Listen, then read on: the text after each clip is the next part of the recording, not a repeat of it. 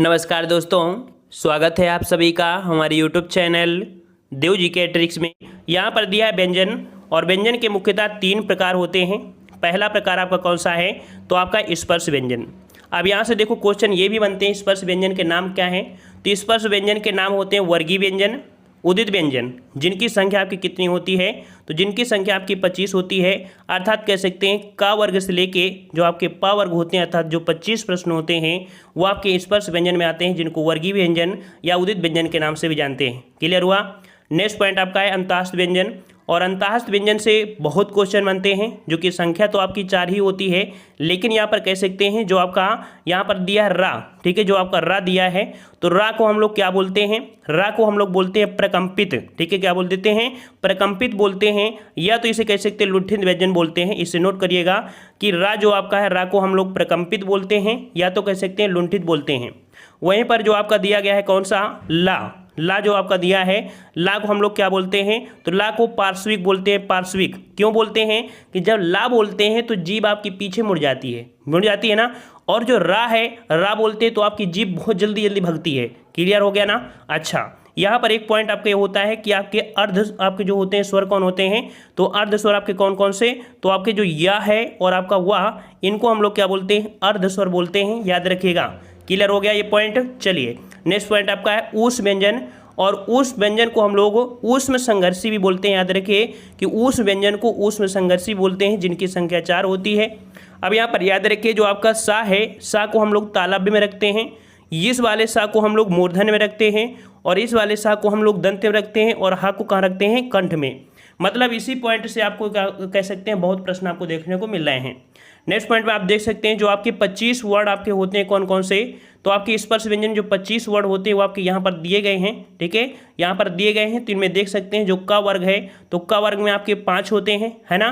तो इसे हम लोग कंठ बोलते हैं, क्योंकि इनको बोलने में क्या होता है कि कंठ में जब बोलेंगे का खा, तो इसमें प्रेशर जो होता है वो कंठ में मिलता है, ठीक है, ज़्यादा बढ़ता है। चा वर्ग आपका दिया तालु। तालु मतलब होता है क्या? कि जब इसे बोलेंगे तो आपकी जो जीभ है, जीभ आपकी तालु की स्पर्श करती है। देखो बोल कर देखिए, चा छा जा, देखो आपकी जो जीभ है वो कहाँ उड़ रही है? आपके ऊपर तालु में। क्लियर हुआ? जो टा वर्ग है, टा वर्ग को मूर्धा बोलते हैं। मूर्धा क्यों बोलते हैं? जब टा को बोलेंगे तो आपके देखो जीभ टा पीछे को जाती है, और आपकी जो सांस आने वाली होती है लॉक कर देती है। अगर ये स्थिति अगर 1 मिनट रहे तो आपको फड़फड़ाहट हो जाएगी, मूर्छित हो जाएंगे। क्लियर हो गया? दंत। दंत मतलब क्या होता है? ता। ता वाले को बोले ता था दा धा। तो देखिए इसमें क्या होता है? दांत। दांत को स्पर्श कर रही है जीभ ना, तो ये दंत हो गया। पा वाले में देखिए, पा वाले में क्या होता है? पा फा, है ना, दोनों ओठ आपस में स्पर्श कर रहे हैं ना, तो आपका हो जाएगा ओट्स। बिल्कुल बोलते बोलते सीख जाओगे, ये क्लियर हो गया होगा। क्लियर हो गया? यहाँ पर एक पॉइंट आपको होता है जिसे हम लोग पंचमाक्षर बोलते हैं, या इन्हें नासिक वर्ण बोलते हैं, अर्थात इनको बोलने के लिए नाक और मुंह दोनों की आवश्यकता होती है। इस कारण से पंचमाक्षर बोलते हैं, जिनकी संख्या आपकी कितनी होती है? आपकी 5 होती है। आई होप ये पूरी तरीके से कंप्लीट हो गया होगा। और अगले पॉइंट का आते हैं। पॉइंट आपसे अगला पूछा है वर्ण विशेष। अब याद रखिए जो चा छा जा झा, ठीक है, चा छा जा झा, ये 4 वर्डों को स्पर्श संघर्षी व्यंजन बोलते हैं। याद रखिए इन्हें स्पर्श संघर्षी आपका व्यंजन बोलते हैं। और इसके पहले जो आपने देखा था, जो आपके कौन से थे? आपके सा सा सा, मतलब वो थे ना, उनको ऊष्म बोलते हैं, लेकिन इसको स्पर्श संघर्षी व्यंजन कहते हैं। याद रखिए जो आपका डा और ढा है, डा और ढा है, इसको दीर्घ व्यंजन, उच्छिप व्यंजन, उत्सृप व्यंजन, संकर वर्ण या ताड़न जात वर्ण कहते हैं। देख सकते हैं पहली बार आपने इतने नाम सुने होंगे, ठीक है, जो आपके दीर्घ व्यंजन आपके होते हैं, ठीक है। क्यों? क्योंकि इनमें 2 भाषाओं जो कि हिंदी और फारसी के गुण पाए जाते हैं, इसलिए इन्हें द्विगुण आपका कहा गया है। क्लियर हुआ? चलिए अगला है जो आपका यहाँ पर कह सकते हैं जो पंचमाक्षर थे, पंचमा अक्षर को हम लोग नासिक कहते हैं या पंचमा वर्ण बोलते हैं। क्लियर हो गया होगा? नेक्स्ट पॉइंट आपका है या और वा, ये आपके स्वरों की सहायता से होता है, इसलिए यहाँ पर कह सकते हैं कि आपके अर्ध स्वर आपको होते हैं। देखो आते किस में? व्यंजन में, लेकिन इनकी जो उच्चारण होते हैं वो स्वर की सहायता से होते हैं, इस कारण इन्हें अर्ध स्वर कहते हैं। नेक्स्ट पॉइंट आपका है रा। रा को अभी हमने बताया था प्रकंपित बोलते हैं, या इसे लुंठित बोलते हैं, या इसे हम लोग बोलते हैं कंपन जात व्यंजन, ठीक है, कंपन जात व्यंजन। पूरा वीडियो देखोगे बहुत कुछ जानकारी मिलेगी भाई साहब, पहली बार आप पढ़ रहे होंगे ऐसे ऐसे पॉइंट, ठीक है। तो यहाँ पर कंपन जात व्यंजन कहते हैं, या इसे यहाँ पर देख सकते हैं लुंठित। मतलब क्या है? लुंठित में जीभ का जो आगे से मुड़ना, जीभ क्या होती है, आगे से मुड़ जाती है ना, ठीक है, रा मुड़ गई। चलिए, ला क्या है, पार्श्विक व्यंजन है। पार्श्विक अर्थ होता है जीभ के जो अगला भाग है, अगल बगल के भाग हो, ठीक है, जीभ के अगल बगल भाग, ठीक है, वैसे इसे फोल्ड करेंगे तो पीछे भग जाती है, ठीक है। नेक्स्ट पॉइंट आपका है, हिंदी वर्णमाला में 2 अमानक वर्ण है, जो कि बहुत पूछा जाता है, एग्जाम में पूछा जाता है, इन शब्दों में से अमानक वर्ण कौन सा है। तो याद रखिए, सिर्फ 2 ही अमानक वर्ण है, 2 ही अमानक वर्ण है, झा और आपका भा। अब ये अमानक वर्ड देख सकते हैं, ये 2 आपके हैं। आपने पिछले जैसे रामायण वगैरह देखा होगा, तब ये वर्ड इस प्रकार के टाइप के होते हैं, तो आप याद रखिएगा, बहुत ही महत्वपूर्ण है। अमानक वर्ड कौन से होते हैं, झा और भा होते हैं, रट लीजिएगा, ठीक है। नेक्स्ट पॉइंट आपका हा को ऊष्म संघर्षी बोलते हैं। क्या बोलते हैं, ऊष्म संघर्षी, या इसे बोलते हैं स्वर यंत्रमुखी। क्या बोलते हैं इसे, स्वर यंत्रमुखी, या इसे बोलते हैं काकल्य, ठीक है, काकल्य वर्ण, या इसे बोलते हैं कंठ ऊष्म संघर्षी, ठीक है, और सघोष वर्ण के नामों में से जाना जाता है। तो इतने पॉइंट आपके इसमें महत्वपूर्ण थे कि इसको हम ऊष्म संघर्षी, स्वर यंत्रमुखी, काकल्य वर्ण या कंठ ऊष्म संघर्षी, और इसे हम लोग सघोष के अंतर्गत भी रखते हैं। क्लियर हो गया होगा। चलिए, अगला है संयुक्त व्यंजन। तो संयुक्त व्यंजन कह सकते हैं 2 व्यंजनों से मिलकर बनाए जाते हैं, अर्थात 2 व्यंजनों के स्वर, 2 व्यंजन एक ही स्वर के साथ बोले जाते हैं, इसलिए इन्हें संयुक्त व्यंजन कहते हैं। इनकी संख्या आपकी 4 दी गई है। अब याद रखिएगा, यहाँ पर गलतियाँ क्या होती हैं, गलतियाँ होती हैं कि आपको पता है कि का और सा होते हैं, लेकिन एग्जाम के समय अगर गौर नहीं किया तो हो सकता है आप सा इसमें लगा दें, आधा सा इसको कर दें, बल्कि आधा सा ये नहीं होता, आधा का होता है, ठीक है। तो इसी प्रकार जैसे छा, ठीक है, छा है ना, का धन सा, त्रा को तो आप आसानी से बोल सकते ता धन रा। यहाँ पर जो इया है ना, इया को आप लोग ज्या बोला करिए, ज्या ज्या बोलेंगे तो ज्या और यहाँ कंप्लीट हो जाएगा। यहाँ पर परिश्रम वाला जो स्रा है तो आपका स्रा हो गया। ये क्लियर हो गया ना। ध्यान देने की बात यही है आपको कि जो आपके आधे वर्ड है, आधे वर्ड इस साइड होते हैं, ठीक है ना, इस साइड मत लगाइएगा, यही आपको पॉइंट ध्यान देना है। चलिए, नेक्स्ट पॉइंट है आगत व्यंजन क्या होते हैं। आगत व्यंजन, तो आगत व्यंजन आपके 2 होते हैं, आपके कौन, तो आपके जा और भा, ठीक है, अर्थात कह सकते हैं आया हुआ, जो कि आपके अरबी और फारसी से आए हुए हैं। नेक्स्ट पॉइंट है कि हिंदी वर्णमाला में कुल वर्ण कितने होते हैं। तो कुल वर्ण की बात करता है तो आपके कितने हो जाएंगे, 52 होते हैं, जो इस प्रकार आपके हैं। देखो, आपके 11 स्वर होते हैं, 2 आपके अयोग्यवा होते हैं, अंक और आहा होते हैं, ठीक है, और आपके 33 मूल व्यंजन होते हैं। मूल व्यंजन कहते हैं, याद रखिए, इनको मूल व्यंजन बोलते हैं, जो आपके स्पर्शी होते हैं। मतलब कह सकते हैं कि आपके मूल व्यंजन में कौन कौन, तो आपके यहाँ पर का वर्ग से आपके पा वर्ग तक होते हैं, और अंतःस्थ व्यंजन हुए होते हैं, जो आपके होते हैं मूल रूप से आपके 33 होते हैं, ठीक है। 4 आपके उस व्यंजन होते हैं, 2 आपके द्रुल व्यंजन होते हैं, और संयुक्त आपके व्यंजन होते हैं। इस प्रकार से मिला के देखेंगे तो ये जो आपका भाई साहब है, ये आपका बन के आएगा आपके 52 वर्ड। क्लियर हुआ। चलिए, नेक्स्ट पॉइंट आपके यहाँ पर थोड़ा सा यहाँ पर इसको समझ लीजिए, क्योंकि एग्जाम में यहाँ से भी पूछा जाता है। देखिए, जो आपके कह सकते हैं छोटा आ, बड़ा आ, ठीक है, और आपका यहाँ पर हा, ठीक है, और विसर्ग, ये 4 वर्डों को याद करना, क्योंकि अदर को तो आप जानते हैं, लेकिन छोटा आ, बड़ा आ और आपका यहाँ पर जो हा है और ये हैं, ये किस में आते हैं, ये आपके कंठ में, क्योंकि कंठ और जीभ का निचला भाग इसमें प्रयोग होता है, ठीक है ना, माध्यम आपके बनता है कंठ और जीभ, इस कारण से। तो यही पॉइंट आपको याद रखना है जो हम आपको बता रहे हैं। दूसरा आपको कह सकते हैं तालु वाले में चा वर्ग होता है, लेकिन चा वर्ग में 2 चीज़ें आपको देखना है। क्या देखना है, यहाँ पर आपका जो दिया गया है छोटी ई और आपकी बड़ी, ठीक है, छोटी ई बड़ी, साथ में आपका या और सा, ये जो आप कहते हैं वो आपके तालु में होते हैं, जिन्हें हम लोग तालव्य कहते हैं। क्लियर हुआ। अच्छा, अगला आपको दिया है यहाँ पर मूर्धा में, तो मूर्धा में याद रखिए आपका ऋषि, और आपके यहाँ पर कह सकते हैं रा और सा, ये वाला जो रा सा है ये आपके मूर्धा में आते हैं। क्लियर हो गया। अगला पॉइंट आपको दिया है ता वाले में याद रखिएगा कौन से, ला और सा, ये वाला जो आपके होते हैं ये आपके दांत और कह सकते हैं दंत में होते हैं। ये भी क्लियर हुआ। अच्छा, अब अगला दिया है पा वर्ग में, तो पा वर्ग में ये आपके होते हैं छोटा ऊ और बड़ा ऊ, ठीक है ना, तो ये आपके हो जाएंगे किसमें, आपके ओष्ठ में हो जाएंगे। अगला दिया है ए और ए, तो ए और ए जो होते हैं ये कंठ तालु से दोनों से मिलते हैं। क्यों, क्योंकि देखो यहाँ पर छोटा है और छोटी है, इनको मिलाने से इनका निर्माण हुआ है ना, तो इस कारण से ये जो होते हैं वो आपके कंठ तालव्य में आते हैं। तो इस प्रकार से ये हो जाएगा। वा के स्थान बहुत पूछा जाता है एग्जाम में, तो वा जो आपका है आपका जीभ दांत होठ होते हैं, जो कि दंतोष्ठ हो जाएंगे। क्लियर हो गया होगा। क्लियर हो गया है, पूरा चार्ट आपको क्लियर हुआ ना। ये बहुत बार पूछे जाते हैं, जो एक्स्ट्रा हमने बताया यही पूछे जाते हैं, यही आपको पढ़ना है। चलिए, अब अगला यहाँ पर प्राण वायु या उच्चारण प्रत्यय के आधार पर व्यंजनों का वर्गीकरण। भाई साहब यहाँ पर गलतियाँ बहुत हो जाती हैं छोटी छोटी बातों में, क्योंकि ये टॉपिक आपका बहुत बड़ा होता है, फिर भी हमने यहाँ पर 2 वीडियो में कवर किया है, ठीक है ना। तो यहाँ पर जो भी पॉइंट हम बता रहे हैं उसको नोट कर लीजिएगा, कहीं भी आप बैठ जाइए, किसी भी एग्जाम में दिक्कत नहीं होगी।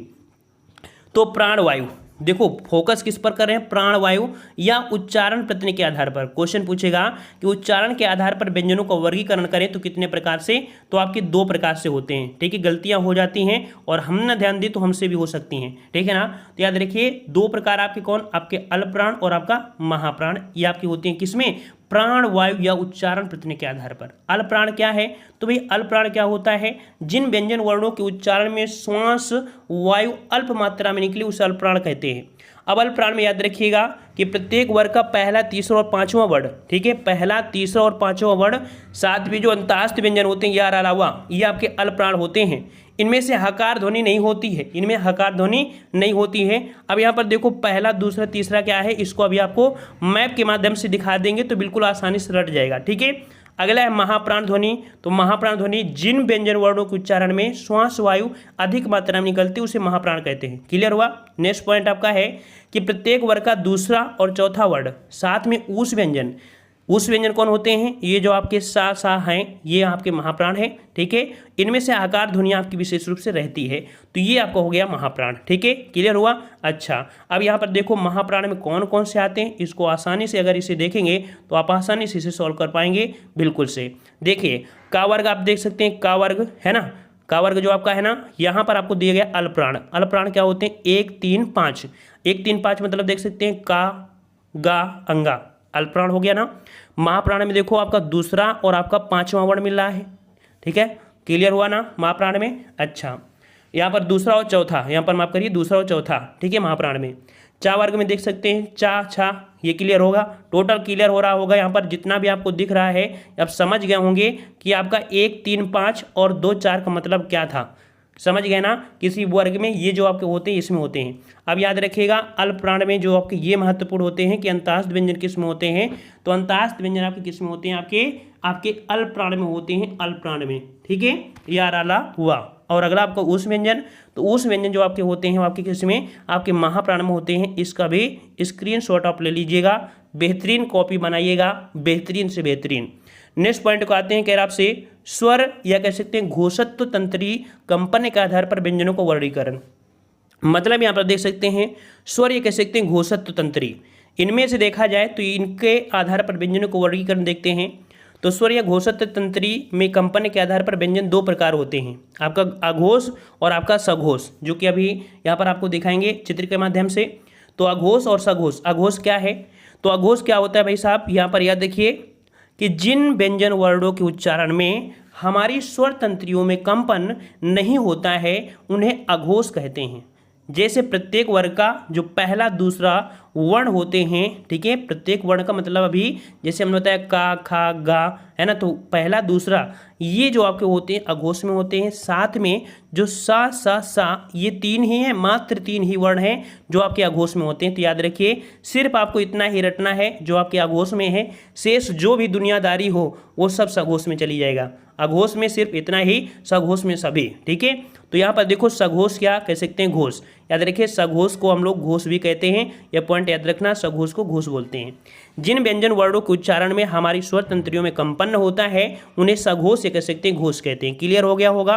अच्छा, तो यहाँ पर याद रखिए सभी स्वर, याद रखिए सभी स्वर जो होते हैं वो आपके कह सकते हैं सघोष होते हैं। याद रखिए सभी स्वर क्या होते हैं, सघोष होते हैं, ठीक है।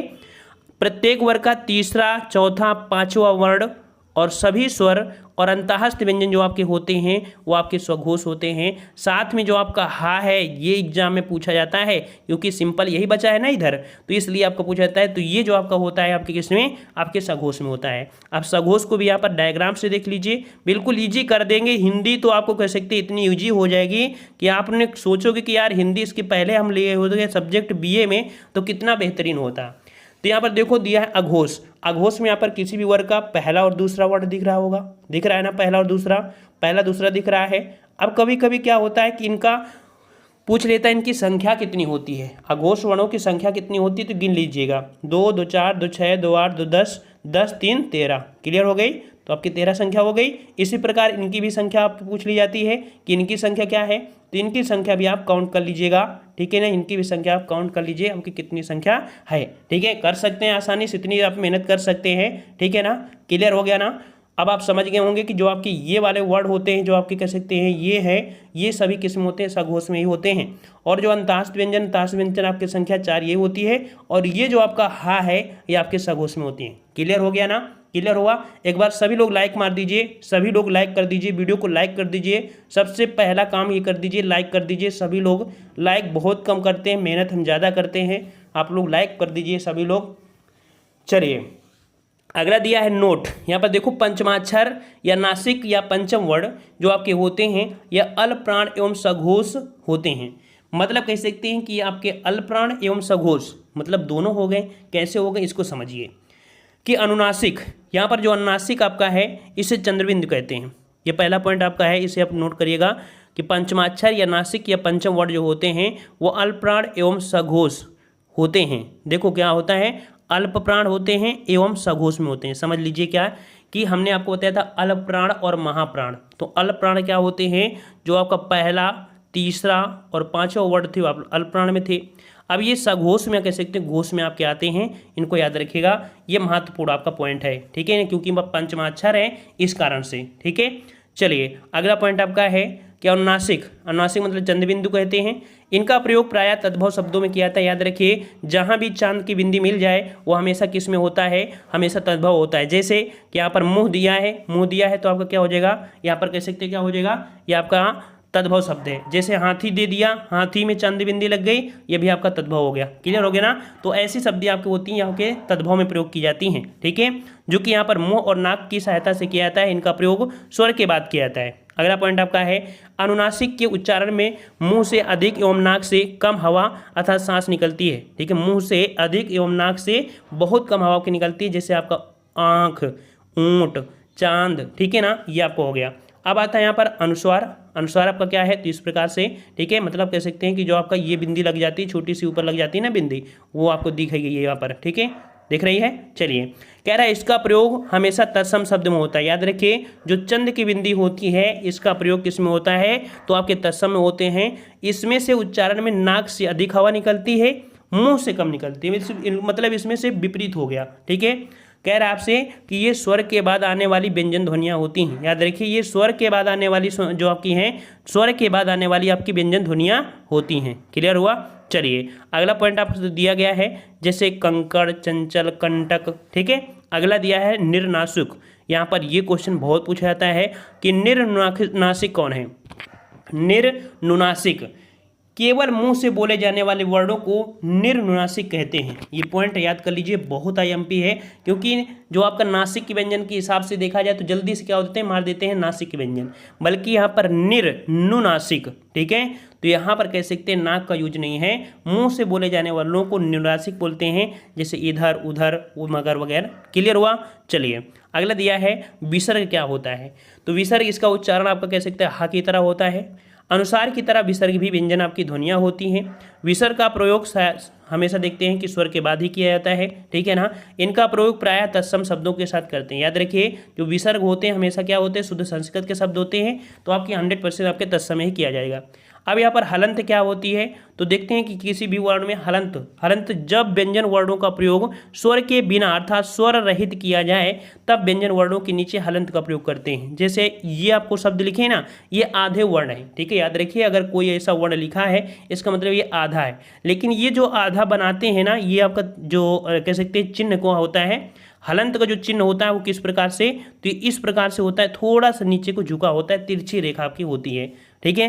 क्लियर हुआ। चलिए कह रहा जो कि व्यंजन वर्णों के नीचे लगाई जाती है, हलंत का प्रयोग स्वरों के साथ नहीं किया जाता है, ठीक है, क्योंकि स्वर स्वतंत्र होते हैं तो उनको लगाने की जरूरत नहीं है। अगला दिया है संयुक्ताक्षरों का, यहाँ पर कह सकते उच्चारण। संयुक्ताक्षरों का उच्चारण कि हिंदी भाषा में उच्चारण के आधार पर ध्वनि 3 प्रकार से होती हैं।